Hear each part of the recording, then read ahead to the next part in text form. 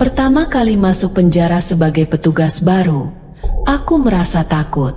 Kami diajak berkeliling oleh Pak T, seorang senior yang menjelaskan segala pos penjagaan.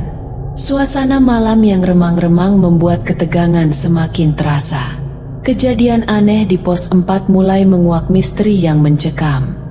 Ingin tahu kelanjutan cerita selanjutnya? Tonton video ini sampai habis dan jangan lupa gunakan headset agar ceritanya lebih terdengar menyeramkan.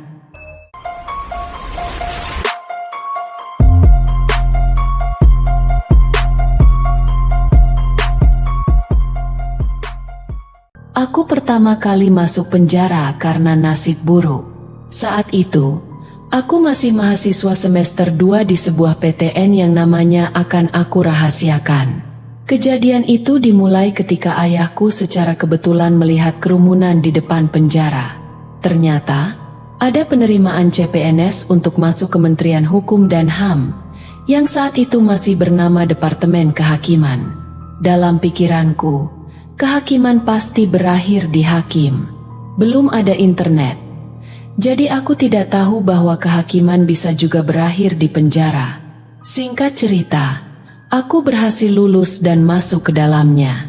Pertama kali masuk ke dalam penjara, aku merasa takut. Kami, para petugas baru, diajak berkeliling oleh seorang senior bernama Pak T untuk mengenal penjara. Dia menjelaskan segala pos penjagaan, blok-blok tahanan, tempat senjata, dan tugas-tugas kami dengan sangat detail. Awalnya, kerja malam di penjara terasa suram. Entah karena ingin hemat listrik atau karena usia lampu yang sudah tua, semuanya menjadi remang-remang. Aku yang berjaga di pos 2 bersama Tanping, merasa tegang.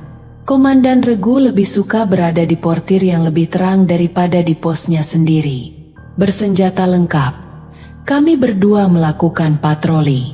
Pada salah satu malam, ketegangan meningkat ketika temanku, NS, dan aku naik ke pos 4. Tanping seharusnya tidak boleh naik ke pos, tapi kami tidak tahu. Di sana, kami berdua bernyanyi sambil NS memainkan gitarnya. Tapi di pos itu, suasana sangat dingin. Belakang dan sisi kiri pos 4 gelap karena tertutup semak-semak. Meskipun begitu, kami merasa aman di pos tersebut. Pada hari yang tidak terhitung minggu pertama kerja, temanku Tanjung mengalami kejadian aneh di pos 4. Pada saat apel malam jam 7, kami memeriksa jumlah tahanan. Aku berjaga di pos 2, sementara Tanjung di pos 4. Pos 1 dan 3 kosong karena tidak ada lampu di dalam maupun di luar. Lampu hanya menyala di atap balkon, menjadikan pos 2 dan 4 sebagai penjaga utama yang dapat memantau sekitar. Pukul 1 malam, melalui HT kami mendengar suara besi dipukul dari pos 4. Kami pikir Tanping sedang berpatroli bersama teman-temannya. Namun, Tanjung tiba-tiba diam, dan Regu memanggilnya lewat HT untuk melaporkan. Tetapi dia tidak menjawab. Aku diminta turun dari pos 2 untuk memeriksa keadaan Tanjung di pos 4. Aku melihat Tanjung menghadap ke belakang pos 4 dalam keheningan. Aku memanggilnya berkali-kali, tetapi dia tiba-tiba jatuh di lantai balkon pos. Aku memberitahu dan Regu bahwa Tanjung pingsan, dan akhirnya NS, M, dan 2 Tanping naik ke atas untuk membawanya turun ke pos dan Regu. Aku ikut turun dari pos 2. Di pos dan Regu, Tanjung diberi minum dan dia membaik. Dia cerita bahwa dia sedang asyik memainkan gitar ketika mendengar suara pukulan besi di luar penjara. Dia mengira itu ulah Tanping yang menggertaknya. Jadi dia melempar batu ke arah suara itu. Namun, batu itu dilempar kembali dan mengenai kepalanya. Tanjung menyatakan bahwa ada perempuan cantik di luar tembok pos 4 yang memanggilnya. Anehnya, tubuh perempuan itu hanya terlihat separuh, dengan bagian bawahnya dipenuhi darah. Meskipun tempat itu gelap, perempuan itu bercahaya putih dan wajahnya memakai duster putih. Tanjung memohon untuk tidak lagi berjaga di pos 4 itu. Dan Regu menamainya Bibir Merah, sambil tertawa. Aku belum sampai 2 minggu bekerja ketika kejadian aneh mulai terjadi di penjara. Seorang napi yang divonis karena kasus pembunuhan tiba-tiba jatuh sakit di rumah sakit. Seminggu sebelum kematiannya, kondisinya memburuk dengan gejala yang aneh. Setiap 5 menit, dia mengeluarkan dahak yang sangat busuk, hampir tak tertahankan, sehingga pasien di sekitar meminta untuk dipindahkan ke ruang lain. Aku diminta untuk mengawasi napi ini di rumah sakit bergantian dengan 2 temanku, termasuk jaga malam. Jaga malam sangat tidak menyenangkan. Aku harus memborgol napi ini di tempat tidurnya di rumah sakit. Bayangkan jika harus melakukan ini berhari-hari. Setelah napi tersebut meninggal dan dimakamkan, kejadian aneh mulai terjadi di penjara. Hampir setiap malam saat aku melakukan patroli, aku mendengar erangan dan ratapan minta tolong dari arah sel tempat napi itu meninggal. Sel itu terletak di belakang pos 3 di Blok A. Kadang-kadang, ada bisikan lembut di telingaku, memohon pertolongan dengan suara yang tidak berwujud. Aku tidak sendirian yang mendengarnya. Tanping yang menemaniku juga sering merasakan kehadiran itu, meskipun samar-samar. Di ruang aula, terkadang terasa seperti ada seseorang yang mengawasi kami dari kegelapan. Aku mulai memikirkan sederhana, mungkin ini adalah Karin dari napi yang meninggal itu. Aku pernah membaca buku Jin Muslim, karya M. Isa Dawud. Jadi aku tidak ingin berspekulasi buruk. Tanping, yang menemaniku dalam patroli, pernah memberitahuku bahwa napi yang meninggal itu orang tegap dan sehat, seorang pembunuh. Tidak mungkin dia sakit begitu saja. Spekulasi bahwa dia diracuni dari dalam penjara oleh keluarga korban muncul, tetapi aku tidak ingin mengambil kesimpulan. Kejadian lain terjadi di dapur, di mana para napi yang bekerja seringkali dikejutkan dengan kemunculan napi yang telah meninggal itu. Wajahnya penuh luka dan mengenaskan, meminta makanan seperti biasa. "Mas, saya minta nasi, 1 piring saja." Aku merinding menulis ini.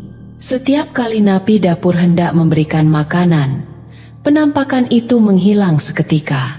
Dan Regu, yang tampaknya memiliki pengetahuan khusus, menyarankan untuk menyiram dapur dan sel-sel setiap pagi untuk mencegah bau tidak sedap dan menghilangkan tempat berkumpulnya makhluk tersebut. Aku menggunakan pompa air untuk menyiram mereka dan barang-barang di dalamnya. Alhamdulillah, seminggu kemudian, suara erangan dan penampakan itu tidak pernah muncul lagi. Aku punya teman, panggil saja dia Ray. Dia sudah bertugas di pos portir ini sejak awal. Dari hari pertama bekerja di sini, kerjaannya sebenarnya santai, cuma duduk-duduk, nonton TV, baca koran, main HP. Hidupnya terasa enak, terutama di malam hari. Pukul 10 malam, setelah semua pintu dan pagar dikunci, dia sudah bisa tidur nyenyak. Tidak ada yang bisa masuk tanpa izin, kecuali jika ada inspeksi dari atas. Aku awalnya tidak terlalu percaya dengan cerita-cerita aneh di sekitar portir ini. Tapi suatu malam, segalanya berubah. Itu adalah malam yang gelap. Bulan puasa, menjelang hari raya. Aku sedang berjaga di pos atas ketika tiba-tiba perutku mulas hebat. Aku turun ke kamar mandi pegawai, di samping kanan portir. Bau di dalam toilet tidak seperti biasanya. Bukan bau pengharum ruangan. Anehnya, saat aku di sana, ada suara berdeham dari bilik sebelah yang tiba-tiba berhenti ketika aku mencoba memperhatikannya. Setelah selesai, aku lewat portir dan mencium bau aneh yang sama, tapi temanku tidak merasakannya. Kembali ke pos, aku mencoba berpikir positif. Mungkin ada perwira piket yang lewat, tapi kantornya tidak jauh dari situ. Saat berada di pos 2, mulas perutku kembali datang. Aku turun lagi tanpa sepengetahuan atasan, berharap bisa segera kembali ke atas. Saat itu sudah larut malam. Hujan gerimis membasahi halaman, dan teman-temanku tertidur pulas di pos mereka. Aku melihat kantor perwira kosong dari jendela di atas pintu. Perasaanku mulai tidak enak. Aku masuk ke toilet, mencoba meredakan rasa tidak nyaman. Saat selesai, suara kresek-kresek seperti cakar-cakar tikar terdengar dari balik kasurku di pos atas. Aku cek, tapi tidak ada apa-apa. Aku mencoba tidur lagi, tapi suara itu terus mengganggu. Aku keluar ke balkon untuk mengambil udara segar. Saat turun ke pos, aku mendengar ribut di bawah. Tentara berbaris rapi di jalan setapak, tetapi pos dan reguku seakan tidak menyadarinya. Aku kembali ke dalam pos. Hatiku berdegup kencang. Mereka berjalan melewati dinding pos 3 dengan tenang, seperti tidak ada apa-apa. Ruangan yang dingin tiba-tiba terasa panas. Aku tidak bisa tidur malam itu. Terbayang suara seringai kuda hitam yang menghantui pikiranku. Terima kasih telah menonton. Like and subscribe dan tekan lonceng notifikasi. Siapkan diri kalian untuk kisah yang lebih gelap dan menyeramkan di episode berikutnya. Sampai jumpa di kegelapan.